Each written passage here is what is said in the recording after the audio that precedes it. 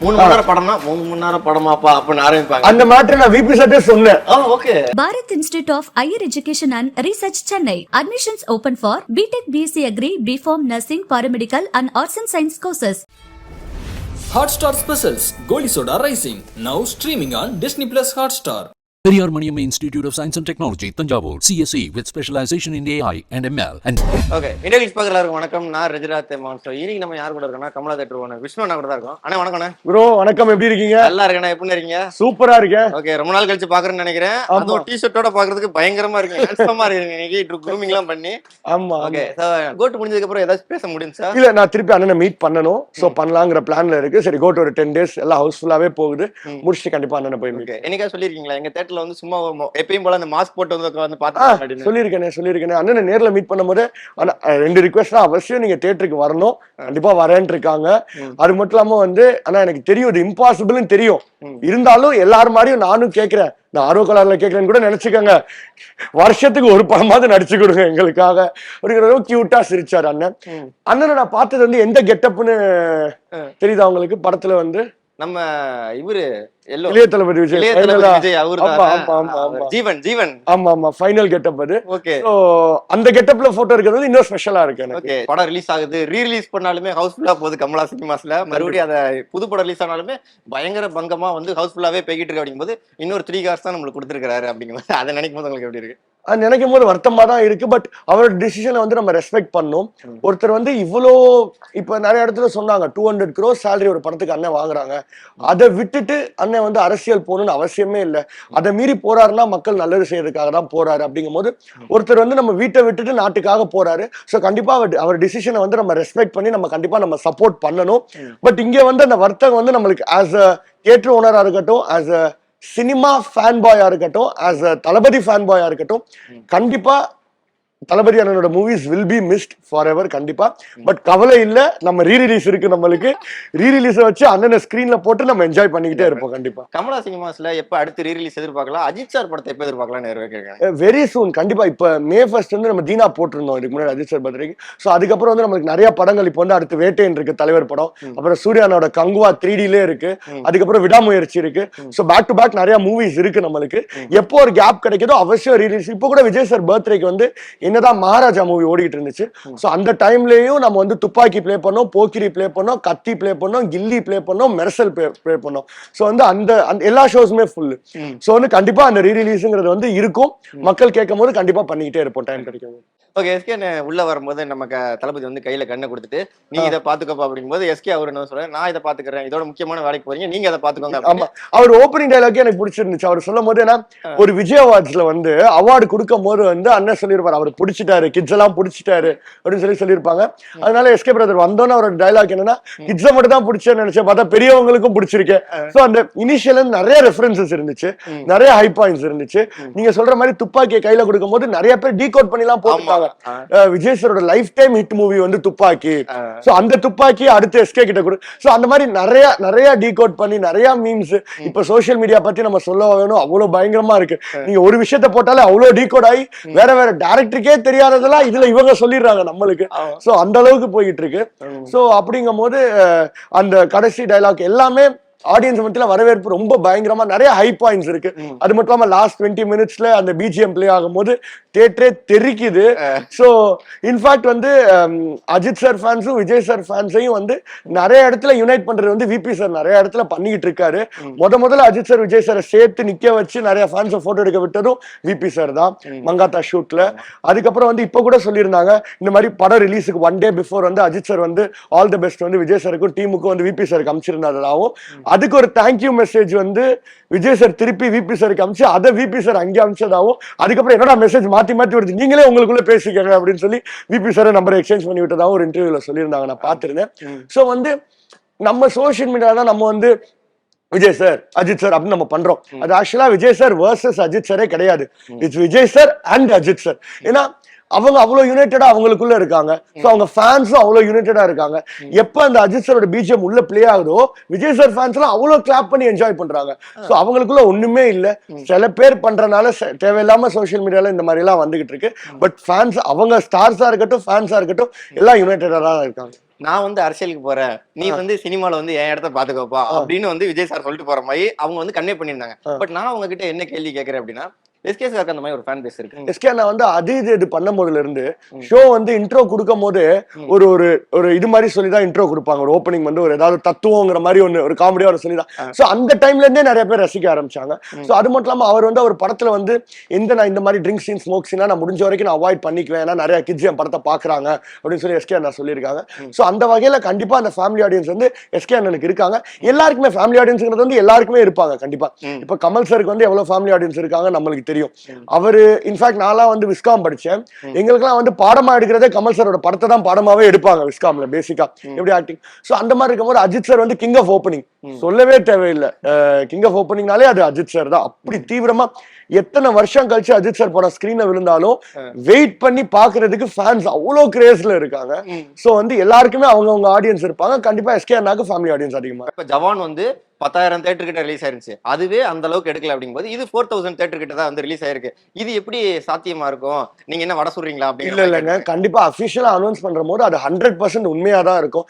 ஏங்க இப்ப ஓப்பனா சொல்றேன், நீங்க கேட்ட கேள்விக்கு பதில் சொல்லணும்னா கண்டிப்பா ஒரு அமௌண்ட்னா அந்த அமௌண்ட்டுக்கு டாக்ஸ் இருக்கு, ஜிஎஸ்டி எல்லாமே இருக்கு. ஒருத்தங்க ஏங்க பொய்யா அந்த அமௌண்ட் சொல்லணும், சொல்லி எக்ஸ்ட்ராவா டாக்ஸ் கட்டணும் ஏதாவது அவசியம் இருக்கா என்ன அவங்களுக்கு? சோ கண்டிப்பா அது ஃபால்ஸ் இன்ஃபர்மேஷன்ங்கிறதெல்லாம் வந்து கிடையாது.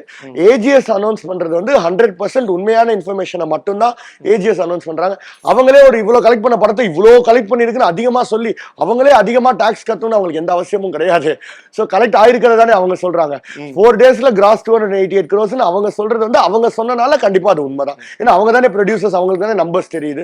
சோ கண்டிப்பா அது உண்மைதான். கண்டிப்பா நிறைய கேமியோஸ் பிளாஸ்டா இருந்துச்சு. ஒவ்வொரு கேமியோஸ் வரும்போது அப்படிங்கும்போது விஷ்ணு எனக்கு எந்த கேமியோ ரொம்ப பிடிச்சிருந்துச்சு? ஹீரோ வர கேமியோ, சிஎஸ்கே ஜெர்சி போட்டு வர அந்த ஹீரோ கேமியோ ரொம்ப பிடிச்சிருந்துச்சு. ஏன்னா இன்னும் சில பேர் படம் பார்த்திருக்க மாட்டாங்க. சோ நான் க்ளூ கொடுக்கல, தெரிஞ்சிருக்கல ஸ்பாயிலர் வேண்டான்னு. பட் எனக்கு வந்து ரொம்ப ஃபேவரட்டான பெஸ்டான இதுனா த்ரிஷா மேம் வந்ததுதான். என்னால அதை விட்டு வெளியில வர முடியல. இப்ப கூட எப்ப அந்த மட்ட சாங் வந்தாலும் என்ன வேலை நான் பார்த்தாலும் விட்டுட்டு உள்ள ஓடிடுவேன். அந்த அளவுக்கு நான் வந்து அந்த சாங்குக்கும் அந்த ஒரு காம்போ த்ரிஷா மேம் தளபதி அந்த காம்போக்கு வந்து நான் பயங்கர அடிக்டட் நானு.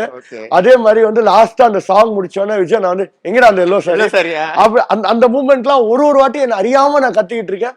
நான் நேத்து முந்தா நேத்து ஏதோ படம் பார்த்து நான் கத்திட்டு இருக்கும் போது ஏரோல உட்காந்து ஆடியன்ஸ் திரும்பி பார்த்து ப்ரோ இப்பதான் ஃபர்ஸ்ட் டைம் பாக்குறீங்களா அப்படின்னா எத்தனையோ வாட்டி இல்ல ப்ரோ அந்த இது அப்படியே இருக்கு அப்படின்னாங்க. சோ அது எத்தனை வாட்டி பார்த்தாலும் அது வந்து நம்மளுக்கு எனக்கு தெரிஞ்சு த்ரிஷா மேமோட 20 years சினிமா கெரியர்ல எந்த ஒரு படத்துல ஒரு சாங்குக்கு ஸ்பெஷல் அப்பியரன்ஸ் மேம் பண்ணதில்லை எனக்கு தெரிஞ்சு. இதுதான் ஃபர்ஸ்ட். அதுவும் அந்த கில்லி ஸ்டெப் அப்படியே ஆடும் போது 20 years ஆன மாதிரியா இருக்கு. அது தெரியவே இல்லையே, அப்படியே இருக்காங்களே அந்த காம்போ. 2 பேருமே எவர் கிரீன் காம்போ, அப்படியே இருக்காங்க. ஆக்சுவலா கமலால வந்து லியோக்கு வித்த டிக்கெட்ஸை விட 2000 டிக்கெட்ஸ் வந்து கில்லி ரீ ரிலீஸுக்கு அதிகமா வித்திருந்தோம்.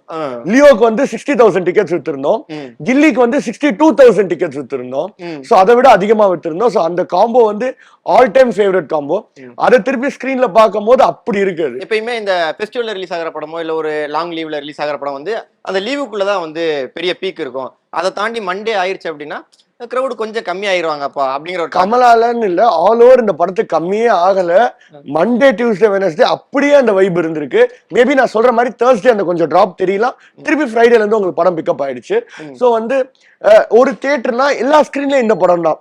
ஃபார் எக்ஸாம்பிள் கமலால 2 ஸ்கிரீன்ல இந்த படம் தான், சங்கம்ல 3 ஸ்கிரீன்ல இந்த படம் தான், தேவில 4 ஸ்கிரீன்ல இந்த படம் தான், ஆல்பர்ட்ல 2 ஸ்கிரீன்ல இந்த படம் தான். சோ எந்த தியேட்டர் எடுத்துக்கிட்டீங்கனாலும் அந்த தியேட்டர்ல உள்ள அத்தனை ஸ்கிரீன்லயும் இந்த படம் தான் ஓடுது. பிரமாதமா போயிட்டு இருக்கு. அதுவும் முக்கியமா ஈவினிங் ஷோஸ் வந்து அவ்வளவு நல்லா போகுது. கோட் ரிலீஸ் ஆகிற அன்னைக்கு கமலா சினிமாஸும் பயங்கர பரபரப்பா பேசப்பட்டுச்சு. கண்டிப்பா அது எதுக்குன்னு உங்களுக்கும் தெரியும் நினைக்கிறேன். நம்ம வெங்கட் பிரபு சார் வந்து வந்திருந்தாரு. சோ ஆடியன்ஸோட பயங்கர இன்டராக்ஷனும் இருந்துச்சு. கண்டிப்பா அது நம்ம அதை பத்தில இருந்து பேசலாம். அது எப்ப நடந்துச்சு? அது வந்து வெங்கட் பிரபு சார் எங்க தியேட்டருக்கு வந்தது வந்து எங்களுக்கு ரொம்ப சந்தோஷம். ஏன்னா வந்து FDFSக்கு வந்து என்டையர் VP கேங்கே வந்திருந்தாங்க. வெங்கட் பிரபு அண்ணா, வைபவ் பிரதர், அஜ்மல் பிரதர் எல்லாருமே வந்திருந்தாங்க.